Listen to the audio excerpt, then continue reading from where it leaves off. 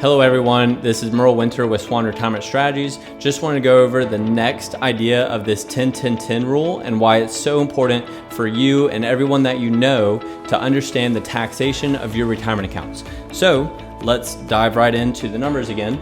So in the last video, we went over a normal person's working career, starting out in the 22% tax bracket, then 24, then 32, and then in retirement, we're assuming a 24% tax bracket. Now, if we zoom in, one thing that I wanted to clarify from the last video was, remember that standard deduction that I was talking about where the first certain amount of your income is tax-free, it's wiped out? That's what this is. So the standard deduction for 2024 for married, filing jointly is $29,200. Then if you're single, the first $14,600 is tax-free. So again, whether you're married, filing jointly or single, that's your dollar amounts that you get to wipe out, 0% taxes. And then again, for additional age 65 and plus, and those that are blind, you get additional tax deductions. So, or income tax deduction, right? Then this is what I wanted to say. You know, a lot of people, they say, okay, well, 24%, my goodness, that's a huge amount of taxes in retirement. I can't be that high. Well, what you find is most people nowadays, they're retiring with $1 million, $2 million, $5 million when it comes to retirement nest egg, that when they pull money out to enjoy their retirement years, they're all in the pre-tax retirement account, because this 10-10-10 rule wasn't out 10, 20, 30 years ago, right? This is what I'm bringing to you right now, is those people retiring today, they have a huge tax problem in retirement because they didn't have tax diversification. So that's where the 24% taxes in retirement comes from. And this is something that I wanted to bring to your attention.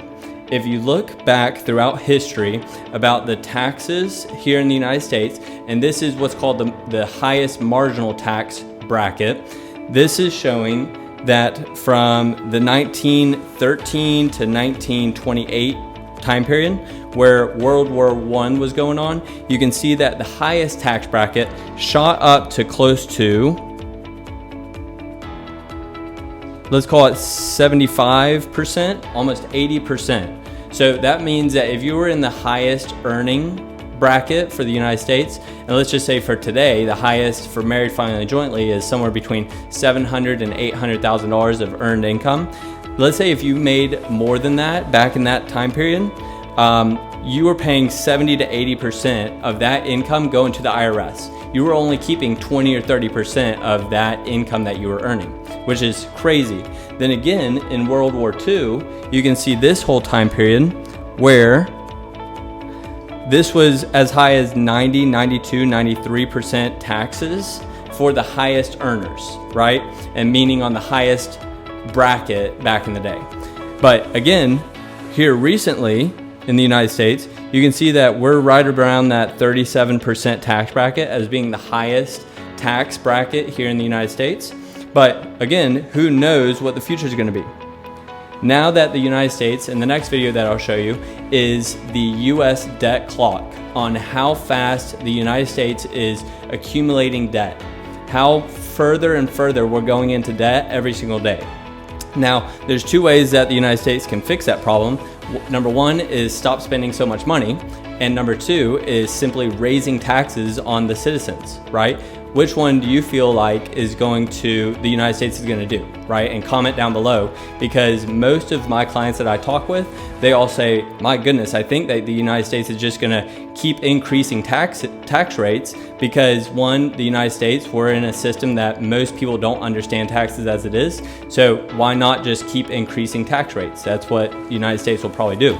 So why this is so important to share with you is to also give insight on how important the 10-10-10 rule is while you're working. And then if you are in retirement and you find yourself in this tax bubble where you have millions in these retirement accounts that are pre-tax, then that's where you could also contact us for some tax strategies. Again, we work with CPAs to help our clients make the best decisions, but really as financial advisors and as fiduciaries, meaning legally we have to do what's best for our clients, we have to know this kind of stuff inside and out. So if you have any questions, or if you want to know more about why this strategy is so important, then comment down below or give me some good video ideas and I'll definitely get to it. Hope you guys have a great day. Thank you so much. Bye-bye. There we go. Say like and subscribe.